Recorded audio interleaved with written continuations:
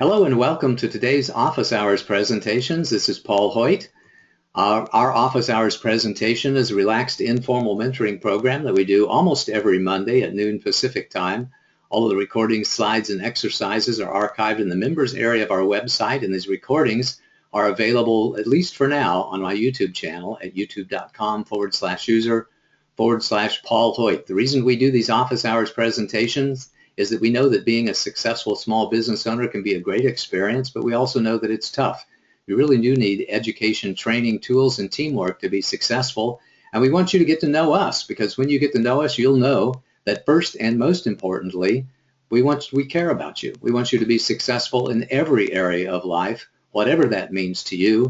We want you to find the greatness, the happiness, the divinity that each and every one of us has within us, and then remember it, embrace it, and live it every single day as we do. Our passion is to increase the survival rate, accelerate the growth rate, and reduce the struggle rate of businesses in America. And our vision is to help millions of CEOs and entrepreneurs have greater harmony and balance in their lives and accelerate their business growth.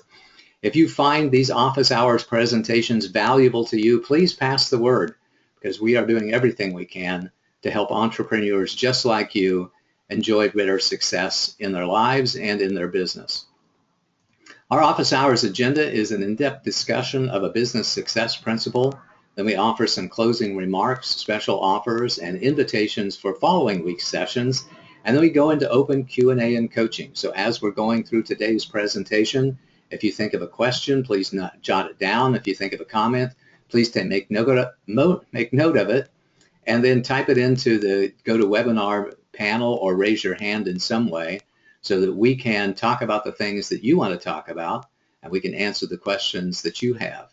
We also invite you to join us in the Awaken CEO communities on both LinkedIn and Facebook, where we publish a business success principle of the day 4 days a week, and I do an energy of the day posting every day on Facebook. Today's topic is on the book Change or Die, the 3 Keys to Change at Work and in Life by Alan Deutschman.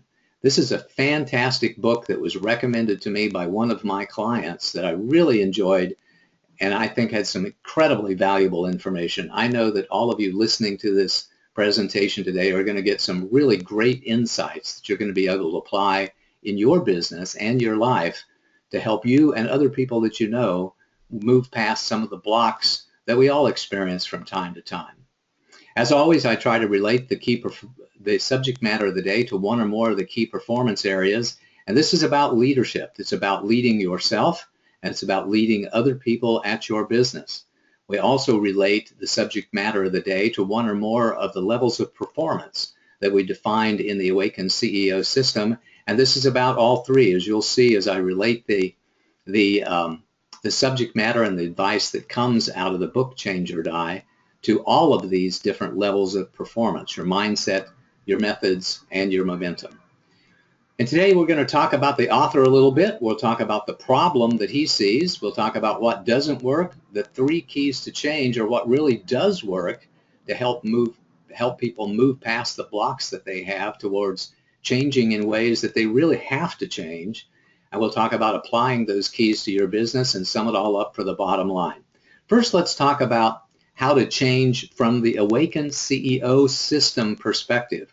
With the Awaken CEO system, we say in order to change, first of all, you need to know what to do, and that means getting the proper education. And you need to know how to do it, which means getting the right training. And then you actually have to do the work, which involves coaching. And that coaching comes at these 3 levels. First of all, coaching to change your beliefs and your perspectives, understanding that you can, in fact, implement change and transformations at your business, and it's a good idea to do so.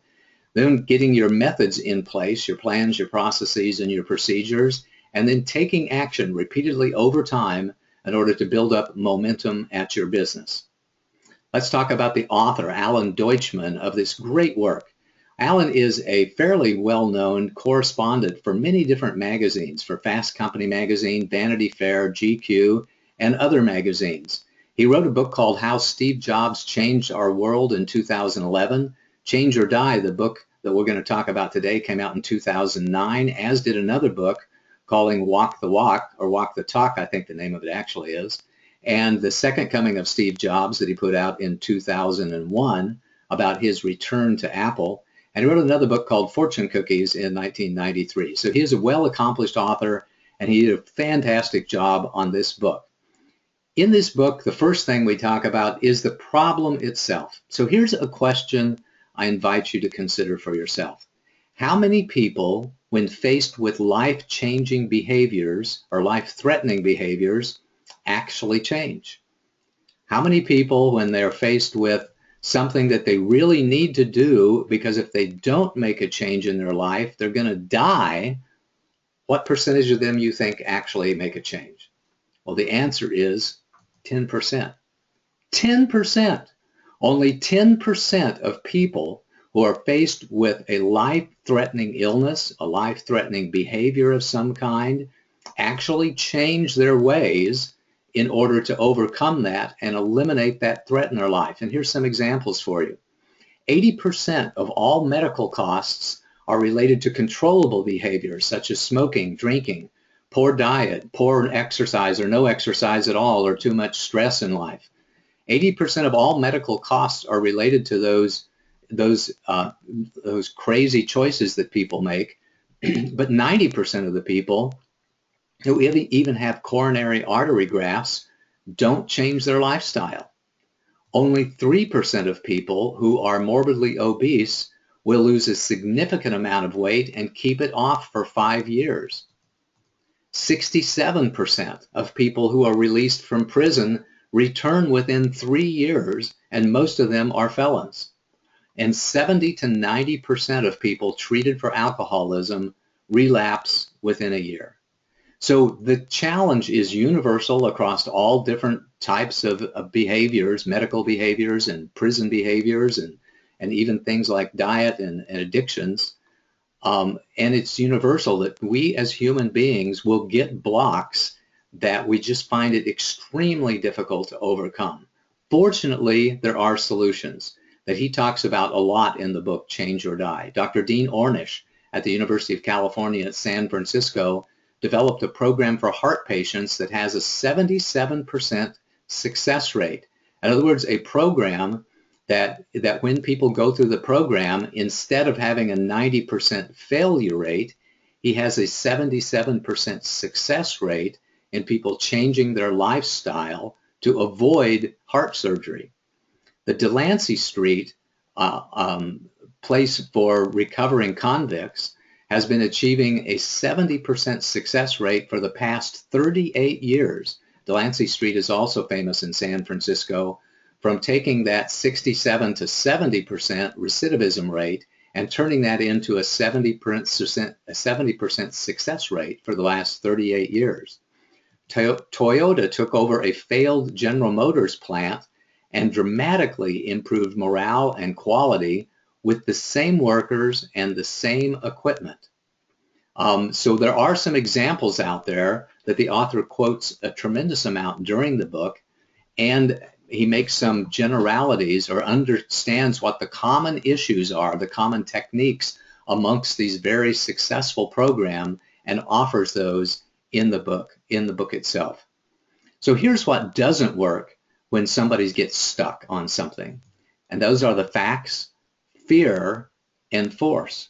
Surprisingly, just offering somebody facts about the situation that they're in does not cause them to change, because knowledge isn't the power to change. Knowledge is a very small piece of what's going to help somebody when they're really, really stuck.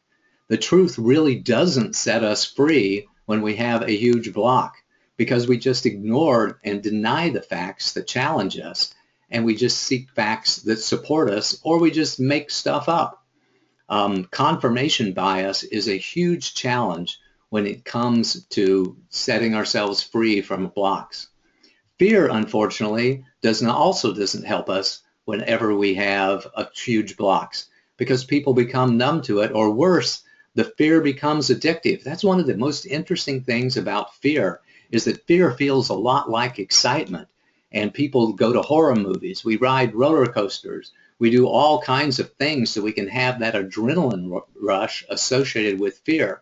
And in some cases, fear really becomes addictive, and people like to stay stuck because they like to have the fear that comes along with being stuck and running the risk of engaging in life-threatening behavior. And oftentimes people become more afraid of changing than they are of the results of continued poor choices. Their short-term anxiety becomes something that they really have to deal with, and that becomes far more important to them than their long-term health. And we go back to those stress-relieving activities of some kind, those empowering activities that they've had in order to relieve the short-term anxiety because they can't deal with it. Force also doesn't work because people fight back instead of giving in. Punitive measures don't work because people just want to prove how tough they are by dealing with the punishment, and people resist change, or people don't. A very great quote from the book is that people don't resist change, they resist being changed. So that means when you try to change somebody via force, that people will just resist it. As it turns out, the mind really needs to be right. We need to feel like we're right because the fear of being wrong keeps us trying to prove to ourselves and then others that we're not wrong. We shield ourselves from humiliating facts and banish the bad news, and we argue to maintain a sense of self-respect. As it turns out, demoralization, shame, embarrassment, guilt, are really the real enemy because the mind needs to be right so much. And it turns out that we form new habits very, very slowly because we have dozens of extremely effective defense mechanisms. And here are some of those common defense mechanisms that you might see somebody else having, or you might see a little bit of them in your own life. Denial means that we just deny that there's a problem. Doc, I don't drink too much. I'm only drinking, a quart of vodka a day, and it's really not too much. It's really not a problem. Or projection, saying that the problem's not with me, the problem's with you. You're having problems dealing with what I'm doing, or you're having it. I'm drinking because of you instead of taking responsibility for it. Wishful thinking is, I'm sure that I'll quit someday. That it's not a problem today, but I'm sure that I'm going to be okay. That those facts and figures and those statistics apply to other people, but they don't apply to me. Rationalization means that, hey, I can still get up every morning. I still go to work. I still hold down my job. There really can't be a problem here. Repression is the failure to deal with it completely. It's just kind of putting it out of your memory and totally ignoring it. And withdrawal as a defense mechanism says that we'll just go into our own little shell and we'll just refuse to deal with it, or refuse to deal with anybody who brings it up. Here's a great quote. Thomas Wilson, in his book Strangers to Ourselves, calls this the psychological immune system. That people go to great lengths to view the world in a way that maintains a sense of well-being. We are masterly spin doctors, rationalizers, and justifiers of threatening information. Here are some other challenges that cause us to stay stuck. We don't follow the advice of doctors. Even when our doctors look us in the eye and tell us what the facts are and maybe do their best to scare us a little bit, we don't follow their advice in general. In the book, I remember one of the things he said was that when people see that they could take a statin medication and lower their cholesterol, and they should be taking it like every day for the rest of their life, surprisingly, most people will take it for 1 month or 2 months, and then they just stop taking it. They just stop following the advice of their doctors. And people just don't know how to make their life work without their addictions, their stressful jobs, and their prisons of one way or the other. They may find that they've got one or more what I call blocking mindsets, where they say, I really don't have to change, which is a denial and a rationalization. Or they might think that I am hopelessly trapped. There's no point of even trying to change because I'm too weak to change. I'm just a victim to this disease, or I'm hopelessly trapped the way that I am, and I'm just going to deal with the outcome.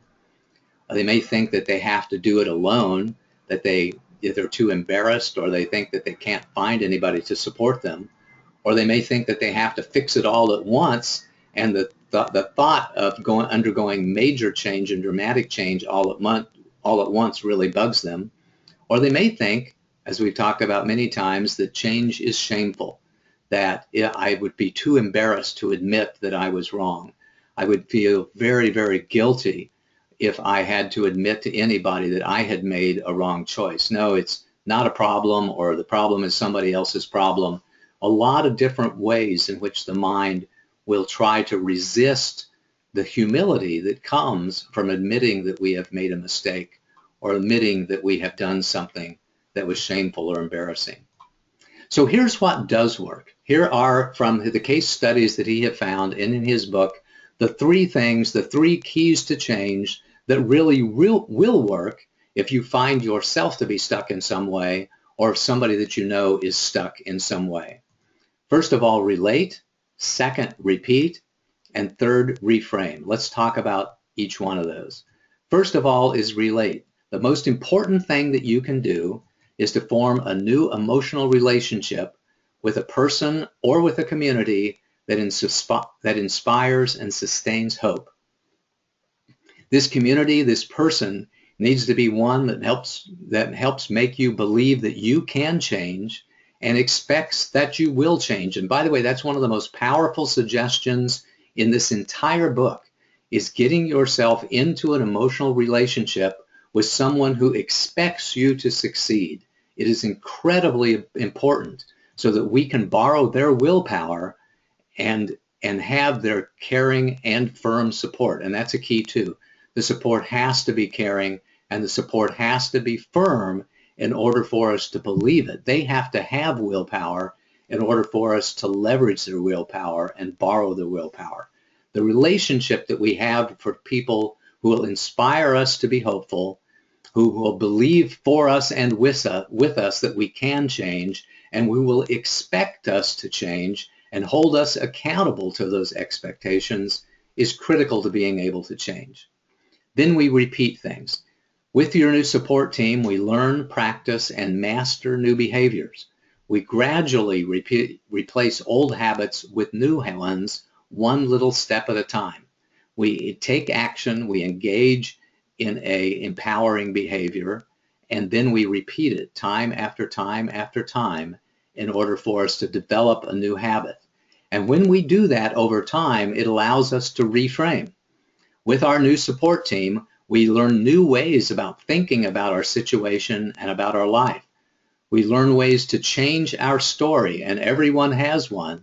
We change our story from the person who denied that they had a problem to the person who accepted the problem and then found ways to overcome the problem and became transformed as a result of that.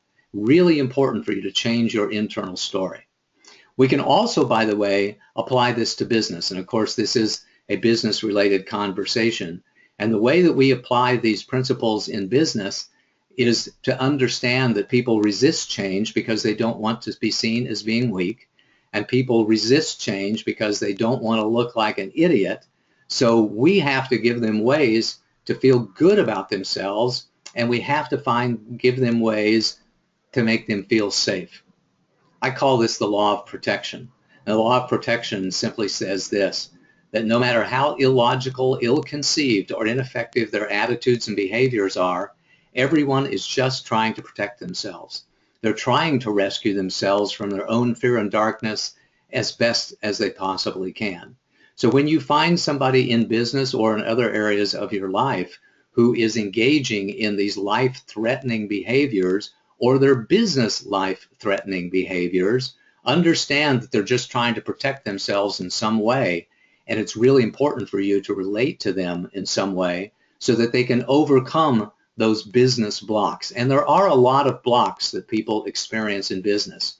Sales is the biggest one.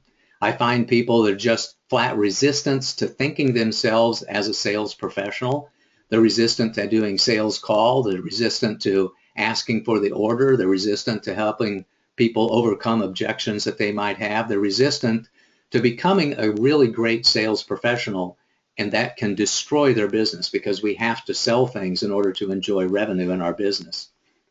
Another common block that I see people having is public speaking. They say, wow, I could just never actually get up on stage and be in a spotlight or be in front of a microphone of any kind. They might find themselves resistant in talking to bankers or other financial professionals. They might find themselves having a block when it comes to potential investors.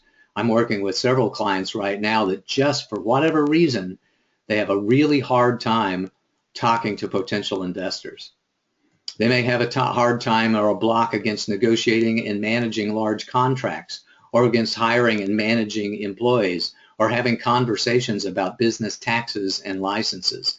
These are some of the common business blocks that I have, and in many cases, these blocks are business life-threatening blocks. If they don't sell, if they don't learn to communicate well, if they don't learn to talk to financial service professionals, or if they don't learn to raise capital, they can't continue with their business. And even when they're faced with the potential demise of a business that they have put months of effort into and tens of thousands of dollars or even more, they find it a hard time overcoming these blocks.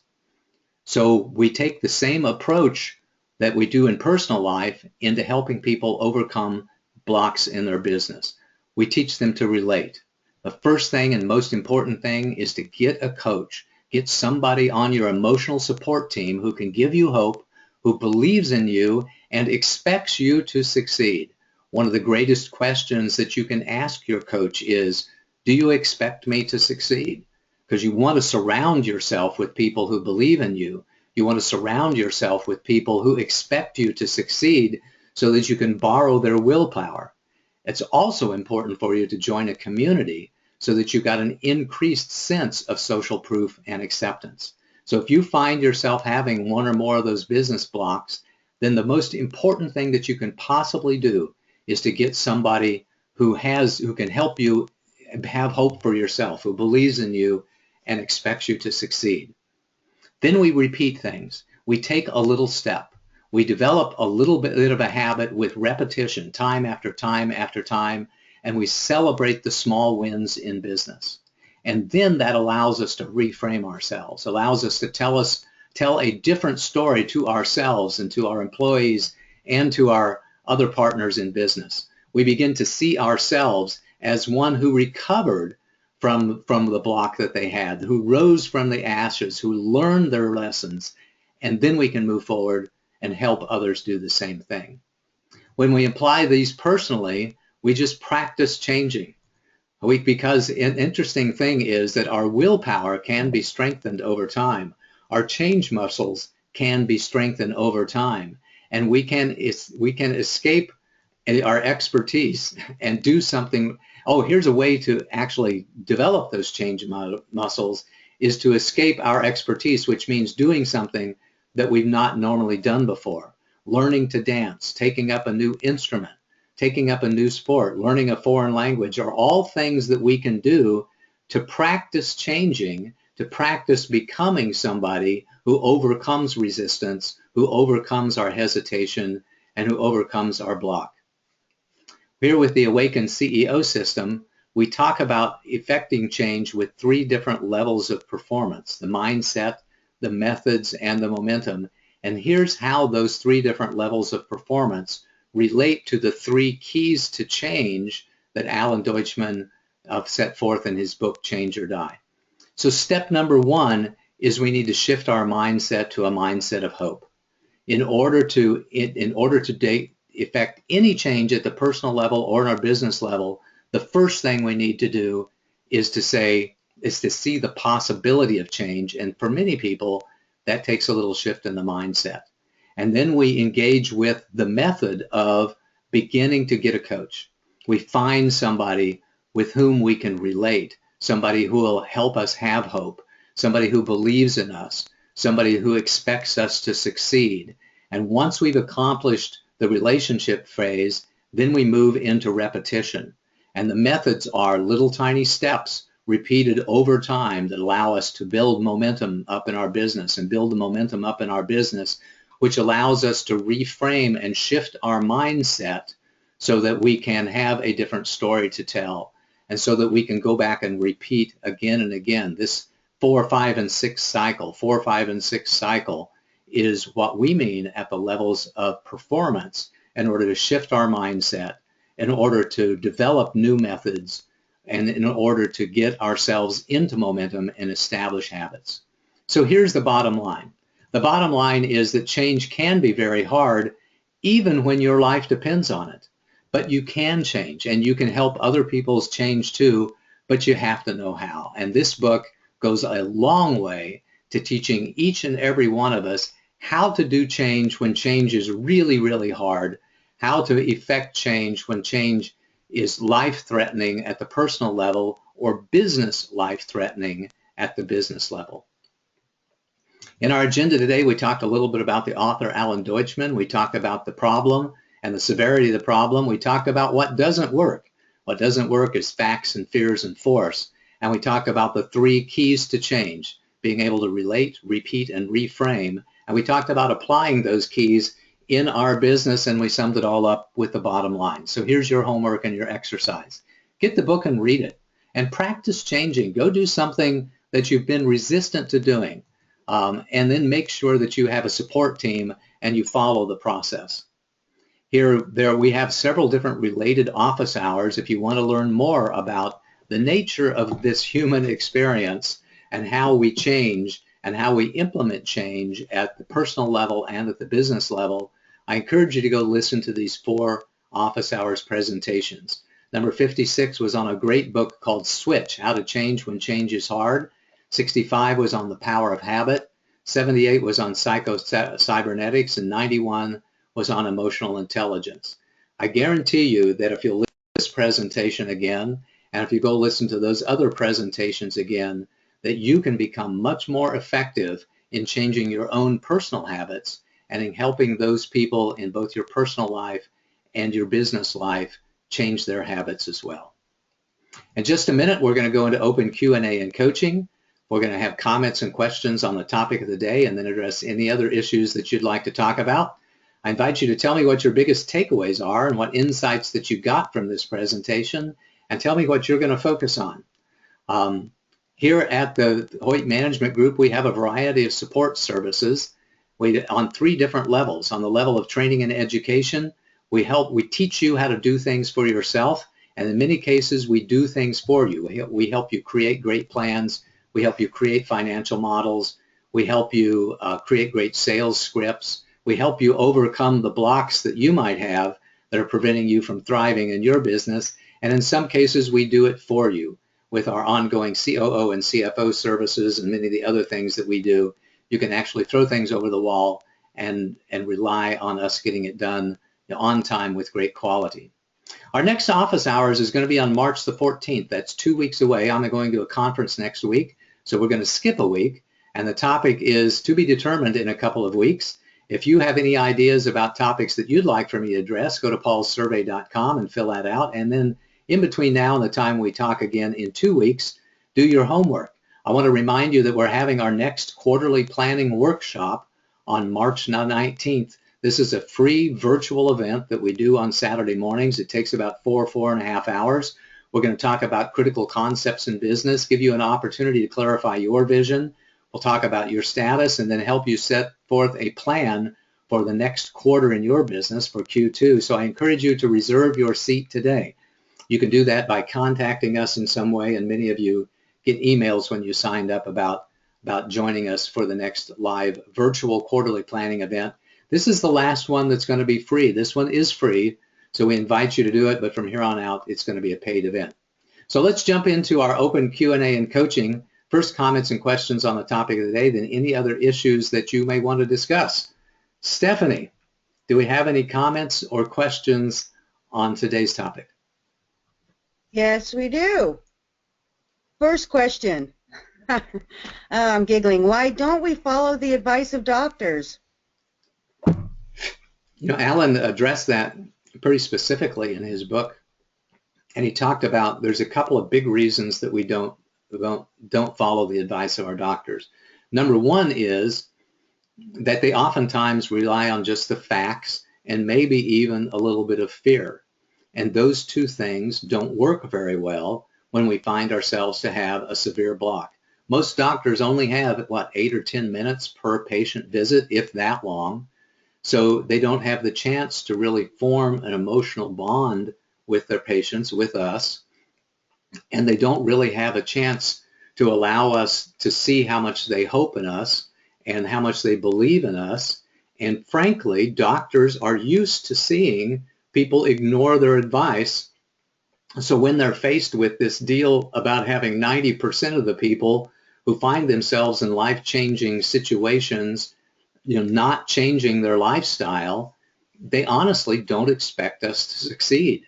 So they feel like it's their duty to tell us the facts. They may feel like it's their duty to try to scare us a little bit, but they honestly don't expect us to succeed. And when that can come through with their attitude, it's like hey, it's no skin off my back. You need to give up the smoking, you need to give up the drinking, you need to have a less stressful job or you're going to die. But it really can't be any skin off their back. They don't find themselves in a position to become emotionally involved with their patients. So it doesn't work. So we have to look to other mechanisms in order to get the support that we need in order to change those life-threatening behaviors with the doctors. And by the way, the same thing's true in business as well. If you find yourself with mentors or advisors saying, hey, you just need to change this stuff, but that change is real hard, it's real easy for an advisor to say, you need to sell some stuff here. You need to get some sales training and go for it. Hey, I've got confidence in you, go for it. But without that emotional bond that helps us feel safe in overcoming that block, without having that ability for us to express to people in a somewhat humbling way of, I've got a real block about this, we're not going to be able to overcome that because we don't have sufficient willpower in order to overcome the block ourselves. We need that emotional support. We need somebody who will look us in the eye and say, it's okay to have blocks. A lot of very talented, capable, bright, wonderful, great people find themselves to discover a block. In fact, that's one of the reasons we go into business. From a metaphysical, spiritual growth kind of perspective, I think our soul goes into business so that we can discover these blocks and then find ways to overcome them. So that's why we don't take the advice of doctors. That can be why we don't take the advice of good, well-meaning advisors and mentors. It's because we don't have that opportunity to relate to them. They want us to make dramatic change all of a sudden instead of taking little steps and repeating them over time to build up the habit that allows us to reframe our stories and to reframe our mindset so that we can move forward and continue to gain momentum in our business over time. Great question. Stephanie, next question or discussion topic. All righty, next question. I have a friend who has an addiction but is in denial. What can I do to help her? That's beyond my own expertise, by the way. But generally speaking, I would say that you offer hope, that you offer belief, and that you offer an expectation that they can and will change. If you can get to honestly doing that, that can be very helpful. That if you can help them feel safe in addressing the challenge that they have, of making them say, hey, it's okay. There's a lot of people out there that have faced their challenges and overcome those challenges. And then I would say the most important thing is get professional support, because it does take professional support to overcome addictions. And oftentimes, even if we're the best of friends with somebody, we don't know what to say that's really going to help them out. The bottom line is that research has shown that 90% of people, 80 to 90% of people who have even a life-threatening addiction don't overcome it. They just don't overcome it over time. It grabs too much of a hold on them. So I think a better way of saying that is doing everything that you can to make sure that that person feels safe in making that change, that they feel like it's going to be okay for them to admit that they've made a mistake, and that the best thing that they can do to protect themselves is not to deny that they have a problem or to have wishful thinking or to blame it on somebody else. The number one thing that they can do to really protect themselves is to admit that they've made a mistake and go forth and seek really competent professional support. I wish I had a better answer for you on that one, but I'm going to turn that one over to the professionals. Stephanie, next question or Yes, topic? next one. What about interventions? Do you know when they work? You know, an intervention to me is an application of force. You know, that's an application of getting everybody on somebody's family or friends or whoever to get together and really, in essence, force somebody to go do something that they don't want to do. You know, as we've seen, the force doesn't work, that some very large percentage of people who go into a treatment program relapse in a year. But I think the only way that it can work is that when somebody gets into a treatment program is that they immediately go into those 3 R's of relate, repeat, and reframe. And I know that's what professional treatment programs do, is that they try to establish an emotional bond, and they, you know, get somebody to the point to where they can say, hey, it's okay. That a lot of wonderful people out there have made really great mistakes and overcome those in their life to lead very healthy, wonderful lives on the other side of that. And they've even learned to reach out and help other people overcome their addictions and their blocks too. So, you know, I don't know under what percentage those interventions work. I don't know if, you know, 50% of the time or 20% of the time or 75% of the time when you engage in an intervention-like activity that it actually works to get somebody the help that they need or not. I guess that would be another good question for the professionals. We've tried a couple of interventions with some people in my life, but they never did work, that the people just, you know, they were so far gone that they absolutely refused to do any change whatsoever, even when, you know, we tried to force them to change in some way. So, you know, the story isn't as rosy as I would like for it to be with interventions or in getting people to change without programs that encompass these 3 keys to making the changes in somebody's life. Next question or comment, Stephanie. Okay. Great answer, by the way. I have some real blocks when it comes to raising capital. Talking to prospective investors just scares the heck out of me. What can I do to get over that? I think the first thing is what you've just done is by saying I've got a real block, by admitting that you have a block, that doesn't make sense for you to not to have a block about talking to people about raising capital. You know, your life, the business life, may depend upon you having conversations about raising capital, and it's quite a humbling thing to realize how powerful our subconscious mind is, and how our subconscious mind is 10 times more powerful than our conscious mind. You know, we can think our cognitive thoughts and we can be brilliant.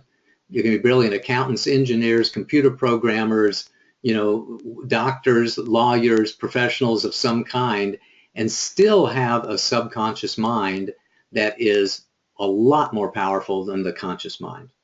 So step number 1, I think, is to be humble, is to realize that you do have a subconscious block, and that there are things that you're going to need to do in order to overcome those blocks, in order to do the things that you need to do. In this case, talk to prospective investors so that you can raise capital. There are some good programs out there that can help you overcome that block in a small way. I think there are programs like DC Cordova's Money and You, like the Millionaire Mind program of Peak Potentials. All of those can help you in a small way to become more comfortable with having conversations about capital. But I do say that they're a small way, because I've known lots of people who've gone to those programs, and while they've made progress on their journey, they haven't completed the journey. They can still have a block on the other side of that. So I really think that the advice given in Change or Die here is the best advice. You know, find somebody on your team who can give you hope, that can believe in you, and that can expect you to succeed with a caring and firm hand to help make those little steps, and then repeat those little steps over time so that they can become a habit, so that you can change your story from somebody who says, you know, I'm really afraid to talk to prospective investors, to somebody who says, I used to be afraid to talk to prospective investors, But then I got really great coaching and support and mentoring and advice from this person. And now I'm not afraid at all. Now I'm like a racehorse, and I'm happy and eager to talk to prospective investors every single day. I believe that you can make that transformation if you take that first step of seeing the possibilities and of seeing the method that's necessary for you to employ in your life in order for you to eliminate that business life threatening block that you've got about talking to investors. Hopefully that was helpful to you. Next question or comment, Stephanie. All righty. What about some simple changes? Do these same techniques apply with simple and easy changes?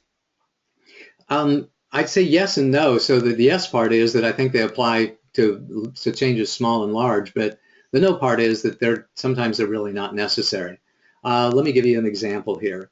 Say that I want to extend an existing exercise program. I'm used to getting up and exercising 20 or 30 minutes every day, but I've got a new goal. I want to run a marathon, or I want to run a 10K, or I want to do a century ride, which is 100 miles on a bike in one day.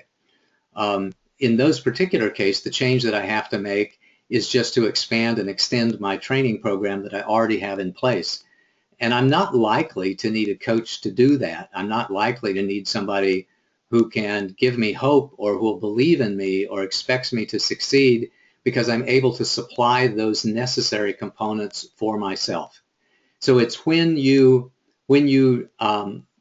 changes are easy, when the changes are simple, that means that you have sufficient willpower, sufficient hope, sufficient belief, sufficient expectations in order for you to make those changes by yourself.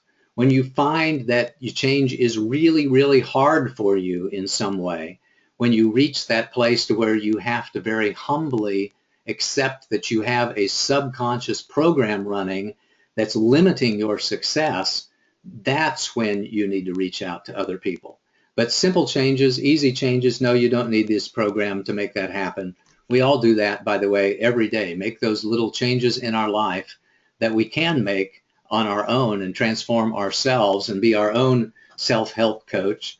It's only when change is extremely hard and we find ourselves having blocks that we need to reach out to other people, that we have to reach out to other people or accept the consequences of just staying blocked and staying addicted or staying having the really nasty behaviors in our life. Next question or comment. Okie dokie. Why is changing so shameful for some people? I think it comes back to the law of protection. You know that the law of protection says no matter how illogical, ill-conceived, or ineffective someone's actions and attitudes are, they're just trying to protect themselves.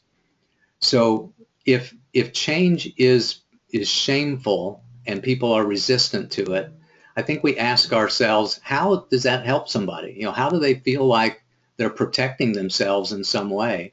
And that probably means that somewhere in their life that they have been surrounded by people who don't want to admit any weaknesses, that they want to appear to be as strong as possible, and they're embarrassed, ashamed, feel guilty. They're afraid of admitting their weaknesses for fear that they will be rejected by a community that really means something to them. I can't tell my wife or my spouse how frightened I am because I'm afraid they'll reject me, or they're afraid that that person will get upset and that person will go into anxiety because you have admitted to them that you've got a problem of some kind. So there's lots of different fears. They're protecting themselves from the fear and anguish of other people. They're protecting themselves from the condemnation from other people. They're protecting themselves from being rejected by people because they think that admitting a fear or having a weakness will cause them to be rejected. So, and I'm reminded of a great book that somebody recommended. Actually, my daughter-in-law, Allison Thomas, recommended that I read, which I have, called Daring Greatly by Dr. Brene Brown. In that book, she says that what looks like weakness to us and what looks like shame and guilt to us whenever we admit that we have a problem looks like courage to other people. That means that whenever we step out and we say, I've got a problem here, I need some help, that there may be people who condemn us and reject us for that, who are bombastic and say, yeah, I knew that you were weak, sucker. But you will find a vast majority of people who will be there to help you.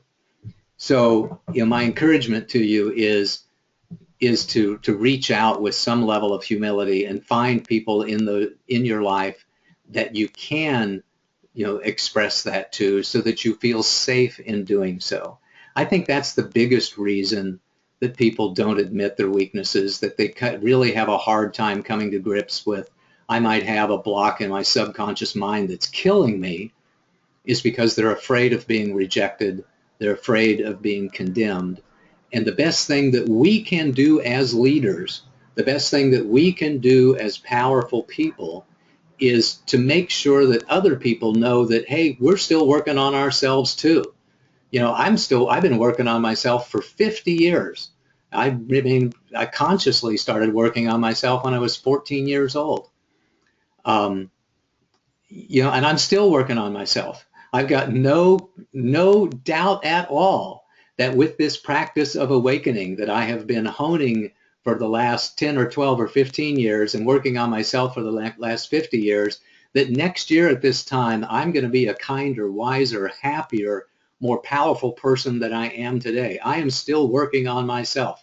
And I think it's really important for we leaders, these people who are strong, to send that message loud and clear to everybody so that they won't feel ashamed and they won't feel guilty or embarrassed about saying, me too, I'm still got some stuff that I'm working on.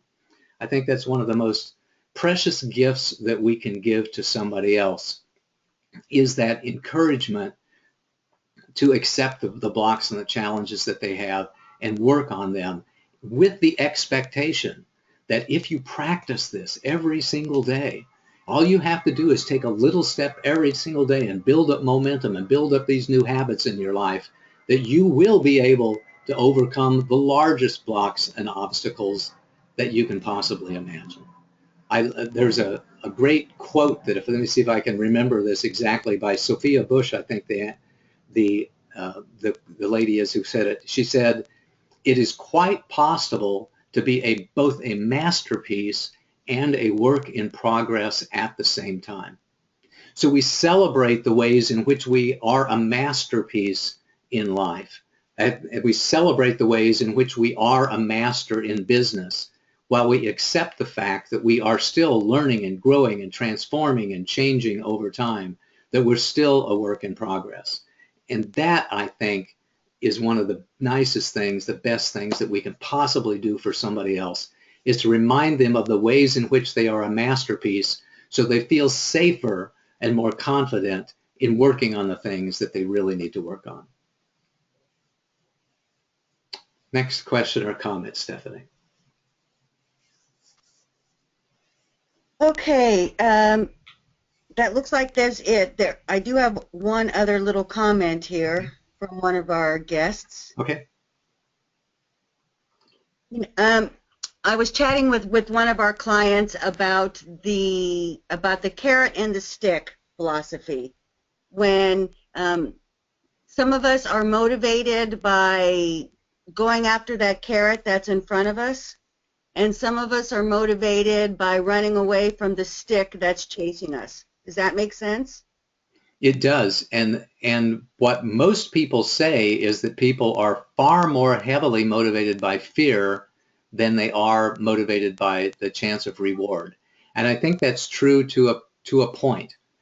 And the point is that when something becomes a block and the fear no longer works, then you have to change your tactics. So generally speaking, I think it is that people are 9 or 10 times more motivated by fear than they are by reward. That people wanted, I guess the old analogy is that if you give people an aspirin or a vitamin, people really want the aspirin. They want pain relief today. They want fear relief today, much more, 10 times more than they want health and wellness tomorrow and good feelings tomorrow. And I think that works to a point. I think one of the points that Alan Deutschman makes in his book is that fear can work whenever change, fear works up to a point, but after a while, when somebody has even a life-threatening illness or a life-threatening behavior, at some point in time, fear stops working. And when fear and force and facts no longer work, then these three keys to change, the relate, the repeat, and the reframe, are the proven ways of helping people make lasting change in their life when they really have to do so. Anything else, Stephanie? And no, I would just tell you that for me personally, I struggled for years with that whole chasing the carrot or, running away from the fear. Mm-hmm. I was quite ashamed of the fact that I could not get motivated by chasing the carrot, if that makes sense. And when I chose to let go of that shame, for lack of a better word, of being attached to that running away from the fear, I was able to make a lot of significant changes in behaviors and other things that I'd been struggling with for a long time. Awesome. It was one of those things where I found I was really ashamed, and I don't know why it is. Why it is that we make up that stuff about these things, but one of my coaches helped me see that it's just no big deal. Whatever works. That's just the way it is. If it works for you, then let's just go for it. So awesome. Thanks for sharing. I think we all have stories of how we humbly admitted that we had a challenge, found support to overcome that challenge, did so, and continued with our journey in life. And that's my wish for every single one of you too, is that you have the courage to face the blocks and challenges and obstacles that you're facing, that you get the support that you need, both the mental support and the emotional and spiritual support that you need in order to move forward and overcoming those challenges that you've got, especially those life-threatening or business life-threatening challenges that you have. I want to thank you all for attending this show today. I know that you got a lot of valuable advice about that. We would love to be your coach, your mentor, your guide to help you have hope in your life, to help you believe in yourselves and have those expectations for yourself that you will succeed in your personal journey and your business journey. And until we meet again in 2 weeks on the next office hours presentation, this is Paul, Hoyt, and Stephanie wishing you a most marvelous and prosperous day. Bye-bye.